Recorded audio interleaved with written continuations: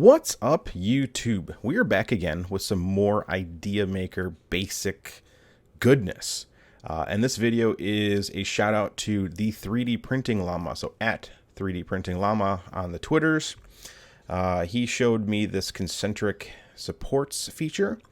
And it has its place and it's actually really cool. So we're used to these normal supports being blocky and choppy, and I've added supports here. I've also done the same thing in Prusa Slicer, so you can see some differences here. So let's go ahead and start slicing, and I'm just going to use the default slice support structures in Ideamaker, and they're going to look very familiar. So let's take a look at these basic supports. So they're just wig-waggly lines. We've all seen these. You scroll down again, they're just lines. This is your normal supports. If we look over at Prusa Slicer, and I've already sliced this, and we take a look at it, it's just a bunch of wiggly lines. It's overkill though, because again, I did not set it to go that far. But hey, you know, it's Prusa Slicer. It makes heavy-handed supports. But it also does this goofy first layer thing that we all hate that makes it impossible to have good, strong supports. This one just prints it around the base, so we don't have any wig-waggly lines, but it's not the best. So let's go ahead and take a look at the Concentric support. So this is really cool. So we'll go back to start slicing. We'll open up our profile, and we'll go to support, and we're going to change the support type, the infill type, from lines to concentric. I'm also going to add 3 support base layers. So this is going to add 3 like strong base layers to the supports. We're going to add some dense supports above, and this is the same thing I do in my profiles on Prusa Slicer. This just gives a good base to put the layer that's going to go on top of the support, a little bit more of a flat surface, so that way it's not going to have all gaps and funny stuff.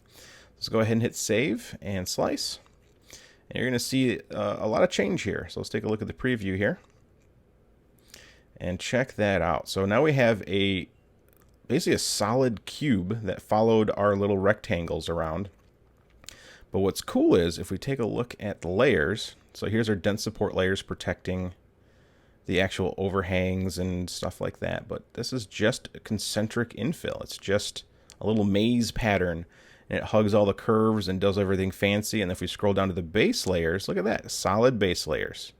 That gives a nice flat surface to work off of when we put the supports. They're not going to possibly pop off the bed, something that Prusa Slicer cannot do, unfortunately. Hopefully they change that, but it's been one of my biggest gripes since day one. But you know, they've been adding other cool features. But in Ideamaker, we can do these concentric supports, and again, these aren't going to work for every instance. This is going to work in like cavities. Something I haven't tried yet is going back to the slicing menu here and changing the support flow. So if we change the flow rate to like, you know, 80%, and hit save, that might make them soft enough to break apart. I don't know. We'll have to experiment a bit more. But in general, I really think these concentric support layers would work great when you're doing something that needs a really strong overhang, that needs a good base layer to protect it. You have a very open area to work with. I wouldn't use it in cavities yet. I'll need to experiment more, but for the most part, I think this is going to be a cool new feature for most of us to try if we really need a strong support base and something that actually hugs the curves of the object. And it pops off easily. I printed this. I will share a video that I took on my phone. It just pops right off. I mean, it was good to go right off the bat. Prusa Slicer supports tend to be a little bit harder to work with, and they're also a little heavy-handed. But we can never get that same sturdiness. I mean, we can change it to rectangular and do some things.